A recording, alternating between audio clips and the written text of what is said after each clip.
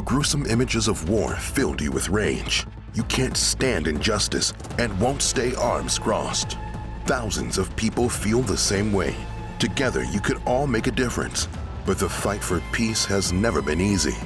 Are you ready to risk it all for peace? Here's how to survive protesting in Russia.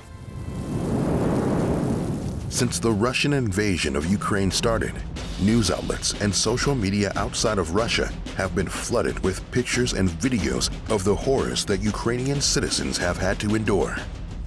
But the Russian media, heavily influenced by Vladimir Putin, have been using the term special military operation for this invasion. Many individuals in Russia are still not aware of the extent to which the war is happening, mainly because they are being fed a much different story through their country's news agencies. And although many people understand what is happening and are against the invasion, authorities have made it difficult for them to increase awareness and organize protests. They've cut off access to social media platforms and have made spreading false information a crime punishable by up to 15 years in prison.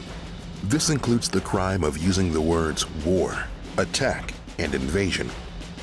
Russian Human Rights Watch OVD info calculates that by the end of March 2022, over 15,000 Russian protesters have been arrested.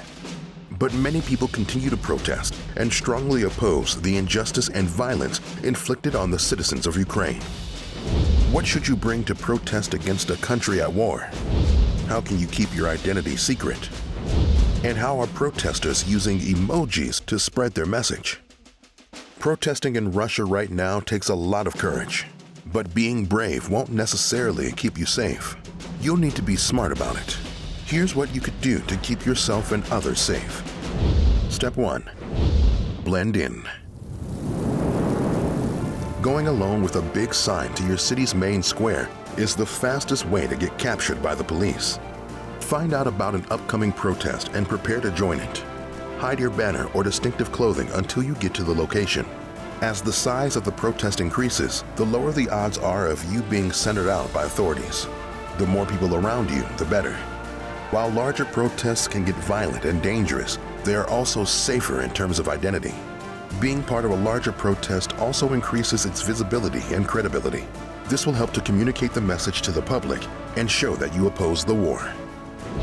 Step 2. Bring the right items. You want to make sure your hands are free during the protest, so carry a cheap backpack with supplies. The key is not to overload yourself. It's better to stay light in case you have to run or help someone. Keeping water, snacks, and extra face masks is a must. Bring a power bank for your phone so that you know you will be able to contact someone if you need help. Step 3. Think as a group. You are all on the same side, and the protest grows with the strength of each individual. Try not to attend the protest solo. If you see a person alone, bring them to your group and stick together. Offer people water or food if they need it. Help someone up if they fall, and set up a meeting point in case you have to spread out. If you want to take pictures and post them online, remember that others want to keep their identity hidden as much as you. Be especially careful while recording encounters with law enforcement. You could be a victim of the same violence you're trying to expose. And remember that you're probably being recorded. Your actions reflect on the whole group. Because of the eradication of the independent Russian media, these protests are still not likely to be visible to the general Russian public. So many people have taken to social media to protest, but this brings its own risks. Step 4. Hack the system. Since uploading content about the war and spreading the fact that Russia has invaded Ukraine is illegal now, it is not smart to directly post about it on social media.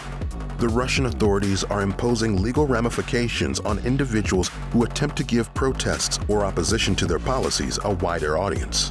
They have even presented screenshots of a tweet in court as proof of a person's intentions of attending a protest. This makes it difficult to get a message about a protest out, so you'll have to be creative. An Instagram user posted an image of rows of emoji men walking around a sketched head of a Russian poet Alexander Pushkin and a number 7. So what did this mean?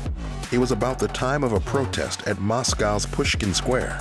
Authorities are catching on to these covert tactics, so new ways to get your message out will be an ongoing process. Step 5. Protect your online identity.